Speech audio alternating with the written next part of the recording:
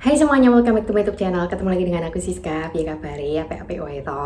Jadi di video kali ini aku mau kasih tips ke kalian untuk mengatasi kerontokan rambut dan juga merawat rambut biar rambut tuh tetap sehat, gak mudah rontok dan gak rapuh lagi. Terus juga biar tetap halus dan gak gampang kusut. Nah, ini aku mau jabarin dulu beberapa kesalahan dalam merawat rambut yang itu tuh ternyata bisa banget nyebabin rontok dan rambut gampang patah, yang aku harap aku tuh bisa tahu lebih cepet ya.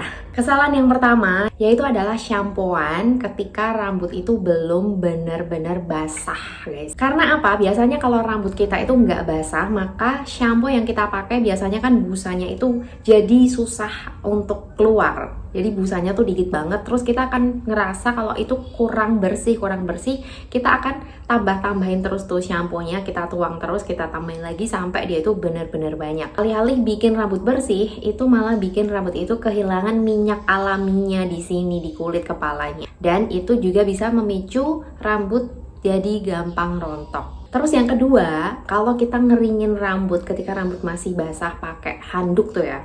Handuk yang kita gosok ke rambut itu jangan keras-keras kayak di kulit kepalanya. Kadang kan kita tuh mikirnya biar cepet kering, mau sekuat apapun rambut kalian. Tapi kalau kalian berulang-ulang ngelakuin itu tadi, handukan secara kasar, itu juga bisa bikin rambut mudah patah dan jadi rapuh. So ya, kalau pakai handuk ketika rambut masih basah banget tuh ya, beneran habis keramas, itu handuknya cukup diteken-teken aja mulai dari akarnya. Jadi di kulit kepalanya itu diteken-teken, diulang, jangan digosok-gosok. Apalagi kalau rambut tuh lagi rontok-rontoknya, itu makin pantang untuk gosok-gosok kasar pakai handuk. Nah, setelah mulai dari akarnya, baru mulai dari tengah sampai ke ujung rambut itu juga ditekan-tekan aja kayak gini. Karena dulu aku sering banget ngelakuin ini ketika aku masih sekolah. Aku inget banget, aku tuh kalau handukan setelah keramas, itu bagian ini, batang rambutnya aku kayak gini-giniin. Aku gosok-gosok juga, jadi nggak cuman akarnya tapi batang rambutnya pun aku gituin, guys. Itu bikin rambut jadi nggak sehat banget lama-lama. Yang ketiga adalah ketika aku ngeringin rambut, guys, pakai hair dryer. Sebenarnya jarang, tapi kalau aku lagi buru-buru mau pergi, itu aku pakai hair dryer ya. Itu aku dulu bener-bener sedekat itu ke kulit kepala aku dan rambut aku.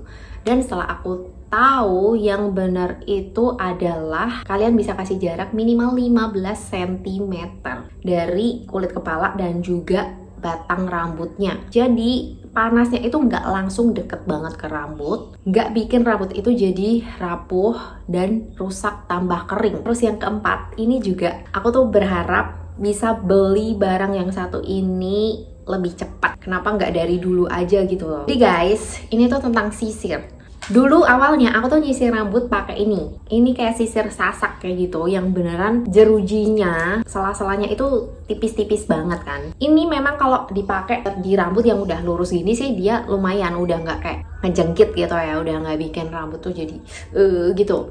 Kalau rambutnya udah kering dan udah lurus gitu.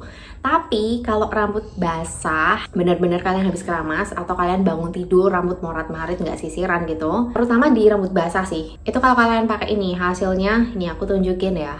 Satu sisi yang pakai ini, dia benar-benar nyangkut-nyangkut, dan itu kalau dipaksa rambut kalian akan jadi rontok, gampang rontok atau patah paling enggak. Jadi ini tuh sisir yang menurut aku kurang tepat dipakai di rambut yang masih basah. Nah, aku dari dulu tuh tahu kalau ada sisir yang namanya wet brush ini tuh terkenal banget gak sih? Terus ini kayak sisir yang buat aku tuh kayak sisir sultan, karena aku biasa pakai sisir yang harganya bahkan gak sampai 10.000 gitu. Terus ini harganya memang kayak berapa ya, 100 ribuan. Tapi memang dia tuh lucu banget dan kayak bagus banget, ada boxnya. Apalagi ini dijual di mall-mall dan di online-nya juga udah terjual banyak banget. Bahkan ini tuh produk dari luar yang memang dipakai sama artis-artis Hollywood juga direkomendasikan sama para hairstylist dunia. Ini sisir ini, yes, namanya wet brush. Kalau kalian sering ke mall, ke Guardian, ke Watson, pasti kalian sering lihat sisir ini.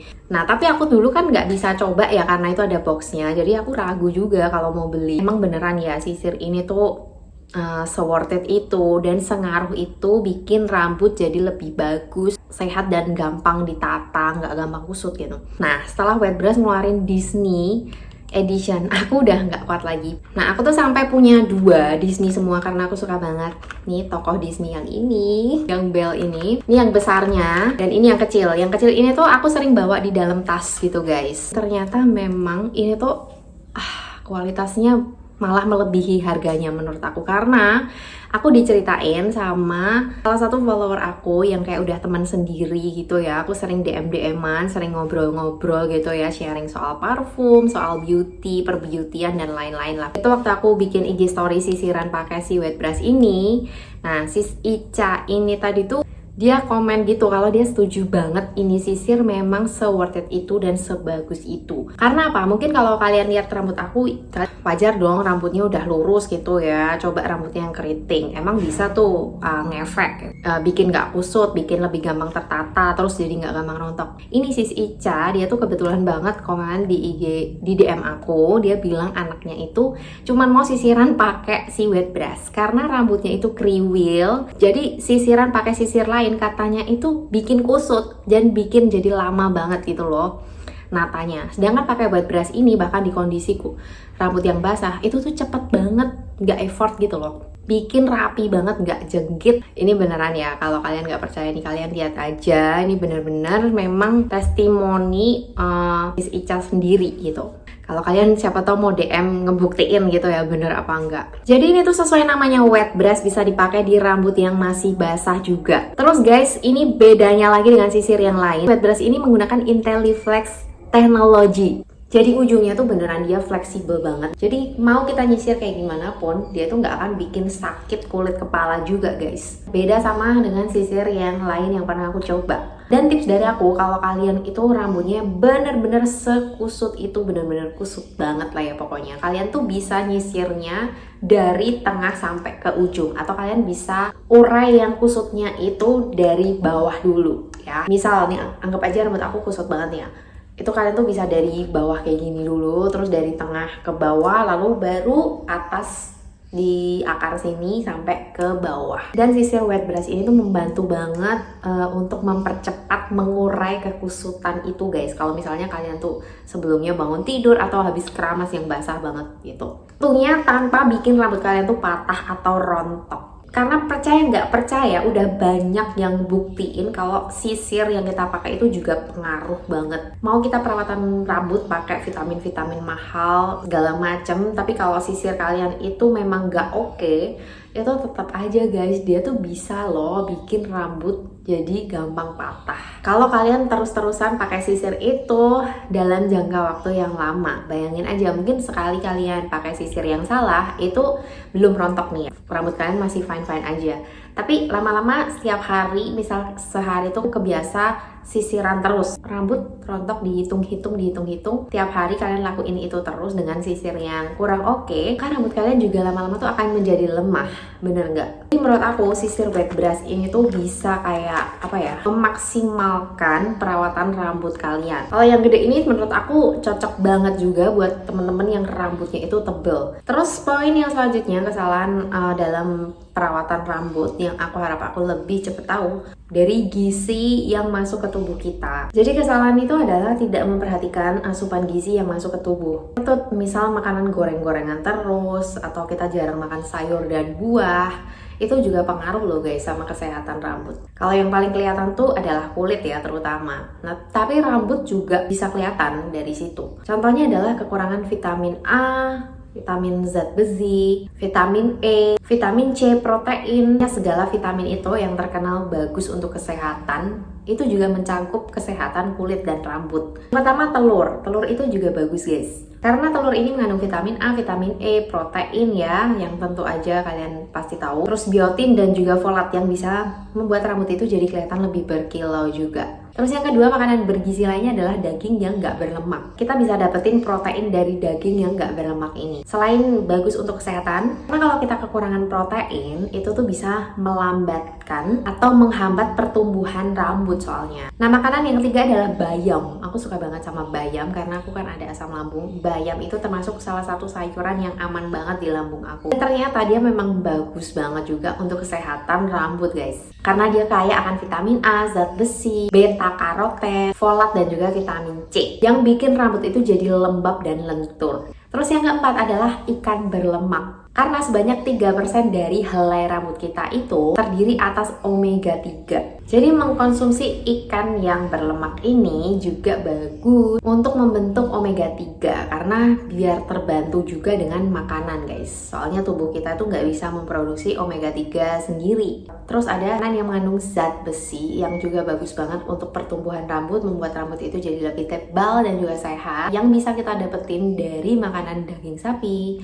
yang nggak berlemak dan juga kacang-kacangan. Atau kalian bisa googling sendiri ya, pokoknya info-info tentang makanan apa aja sih yang mengandung vitamin-vitamin yang oke banget untuk salah satunya pertumbuhan rambut kita. Yang terakhir yang mungkin kita tuh sering banget abaikan adalah mengatur stres, guys. Ini beneran sangat pengaruh, pakai banget juga. Kalau kalian udah memakai perawatan rambut yang maksimal tapi kalian tuh nggak bisa memanage stres gitu ya, itu juga bisa efeknya itu ke rambut. Karena tubuh kita itu kayak ngasih sinyal gitu kan, guys. Nah, sinyal ini biasanya kayak jerawat di kulit, itu juga bisa banget kan karena stres.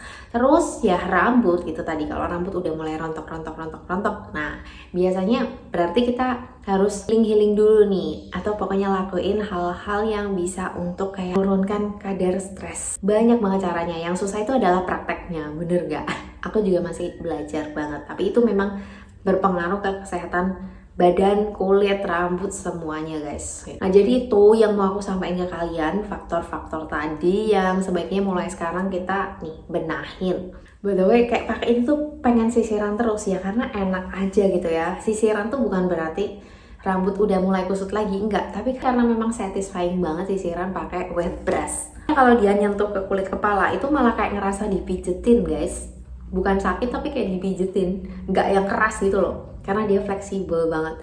Gila sih, ini enak banget. Kalian harus cobain ini, sisirnya wet brush. Nah, semoga video kali ini membantu untuk teman-teman yang lagi struggle dengan dalam mengatasi rambut rontok, rambut yang gampang patah. Jangan lupa untuk like video ini, terus juga komen, share, subscribe, dan setelah subscribe nyalain lonceng notifikasinya supaya nggak ketinggalan video-video aku yang lain. Thank you so much for watching and see you on my next video. Bye-bye.